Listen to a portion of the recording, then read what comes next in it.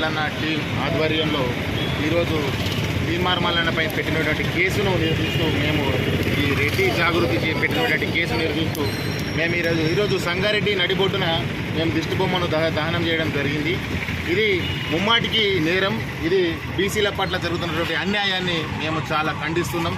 బీసీల మీద ఉన్నటువంటి ఈ రిజర్వేషన్ పథకాలు కావచ్చు, ఈ రాజకీయ వ్యవస్థలు కావచ్చు, మొత్తం ఈ రాజకీయ వ్యవస్థలో ఉన్నటువంటి నాయకులందరూ కూడా రెడ్డిలు మొత్తం తెలంగాణని దోచుకొని వాళ్ళ ఇళ్లలో పోయి పెట్టుకుంటున్నారు. ఒక్కొక్కరికి 1000 కోట్ల ఆస్తులు, 100 ఎకరాల భూములు ఎక్కడి నుంచి వచ్చినాయి, ఎక్కడి నుంచి కాపాడుకున్నారు, ఇవన్నీ కూడా మా సొమ్ము కాదా?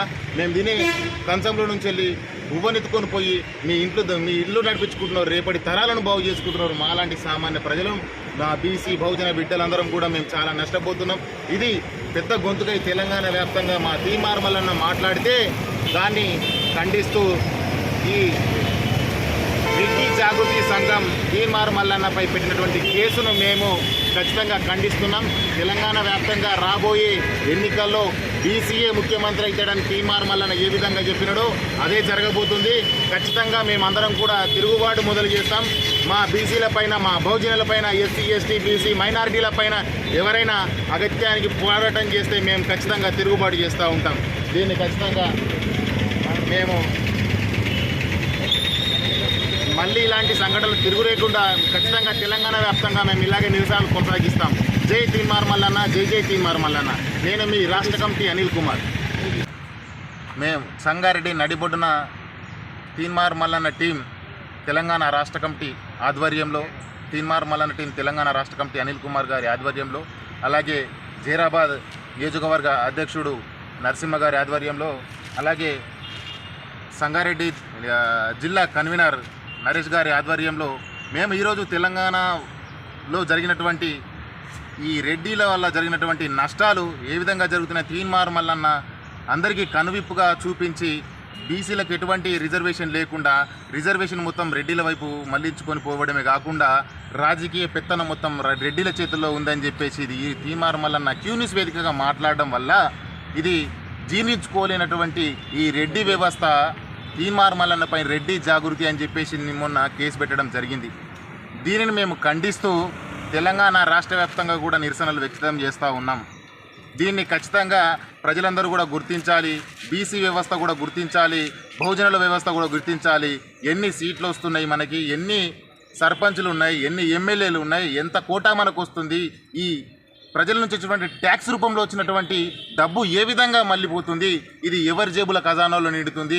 మరి మన బీసీ వ్యవస్థ గత 70 సంవత్సరాల నుంచి మనకు స్వాతంత్రం వచ్చి ఈ రోజుకు కూడా మనం కూటికి రెక్కాడితే డొక్కాడని పరిస్థితి ఉంది. మరి 1000 కోట్ల ఆస్తులు, 1000 కోట్ల భూములు, పెద్ద పెద్ద భవనాలు, బంగ్లాలు ఎక్కడి నుంచి వస్తున్నాయి? ఆ కష్టమేదో చెప్తే మేము కూడా అదే కష్టం పడతాం కదా. మరి ఈ బీసీ సమాజము, ఈ బహుజన సమాజము మేమందరం కూడా కళ్ళు మూసుకొని మేము తినే కంచంలో నుంచి వెళ్ళి బువ్వెత్తుకొని పోయి మీరు తింటూ ఉంటే మేము చూస్తూ ఊకుండాలా? ఇది జీర్ణించుకోలేని తీన్మార్ మల్లన్న ఎలాగైనా ఈ తెలంగాణ ప్రజలకు న్యాయం చేయాలని చెప్పేసి తీన్మార్ మల్లన్న క్యూన్యూస్ వేదిక గొంతు విప్పి రెడ్డిల పైన చేస్తున్నటువంటి ఈ రాజకీయ కుట్రను తీన్మార్ మల్లన్న ప్రశ్నించడం వల్ల తీన్మార్ మల్లన్న పైన కేసు పెట్టారు. దీన్ని ఖచ్చితంగా మేము ఖండిస్తూ ఉన్నాం. ఇది తెలంగాణ వ్యాప్తంగా కూడా మేము నిరసన తెలియజేస్తూ ఉన్నాం. ఖచ్చితంగా రాబోయే ఎన్నికల్లో, రాబోయే 2028 నాటికి బీసీ బిడ్డ ముఖ్యమంత్రి కాబోతా ఉన్నాడు. దీన్ని ప్రతి ఒక్కరు కూడా గుర్తించాలా.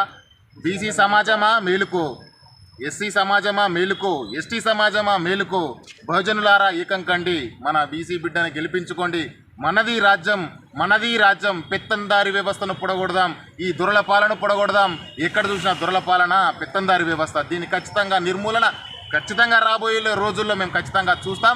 ప్రజలందరూ కూడా దీన్ని ఆస్వాదిస్తున్నారని తెలియజేస్తున్నాను. అనిల్ కుమార్ రాష్ట్ర సభ్యుడు, అదేవిధంగా నరేష్ జిల్లా అధ్యక్షుడు అద్దరు లోపల ఈ సభ జరగడం జరిగింది, ఇష్టబొమ్మ కలవడం జరిగింది.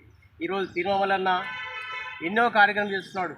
ఎందుకు చేస్తున్నాడంటే ఒక బీసీ బిడ్డగా బీసీ రాజ్యం రావాలని చెప్పేసి ఆయన కోరుకుంటున్నాడు. దాంట్లో తప్పు ఉందా? ఈ తప్పు ఏంటంటే ఒక రెడ్డి సామాజిక వర్గులు వాళ్ళు ఎక్కడి నుంచి బీసీ వస్తే రేపు పొద్దున మాకు ఎన్నో విధాలుగా మాకు రాజకీయంగా పొందబెడతారని చెప్పేసి ఆ విధంగా ఆలోచిస్తున్నారు. ఈరోజు బీసీ రాజకీయం వచ్చిందనుకో బీసీలకు వర్గీకరణ అయిందనుకో రేపొద్దున బీజేపీకి పెద్ద ప్రాబ్లం అవుతుంది, రేపొద్దున కాంగ్రెస్ పార్టీ ప్రాబ్లం అవుతుంది, అన్ని విధాలుగా ప్రాబ్లం అవుతుంది. రేపొద్దున బీసీ సర్కార్ వస్తుందని చెప్పేసి వాళ్ళు భయపడుతున్నారు. బీసీలు వస్తే బీసీలకు న్యాయం జరుగుతుందని చెప్పేసి మేము కోరుకుంటున్నాం. నేను ఒక బహుజన బిడ్డగా, దళిత బిడ్డగా మాట్లాడుతున్నా. ఈరోజు ఏంటంటే బీసీలారా మేలుకోండి, అందరూ ఇట మేల్కొండి. ఈరోజు తీర్మానం ఎంత కష్టపడుతుంటే చాలా కష్టపడుతుంది. నిద్ర లేక, తిండి లేక, తిప్పలేక అన్ని విధాలుగా అన్ని కలిసి అన్నీ చేస్తున్నాడు. ఈరోజు ఎందుకు గురించి చేస్తుండంటే బీసీలకు న్యాయం జరగాలని చెప్పేసి కోరుకుంటూ రేపు వచ్చే అన్నగారు చెప్పినట్ల 2028లో ఎట్టి పరిస్థితుల్లో బీసీ ముఖ్యమంత్రి అవుతాడు, బీసీ రాజ్యాంగం వస్తుందని చెప్పేసి ఆ విధంగా కోరుకుంటున్నాడు. దయచేసి ఇప్పటికైనా మేల్కొండి, ఎట్టి పరిస్థితుల్లో బీసీలు అందరూ ఒకటిగండి, ఏకం కావాలని చెప్పేసి నేను కోరుకుంటున్నాను.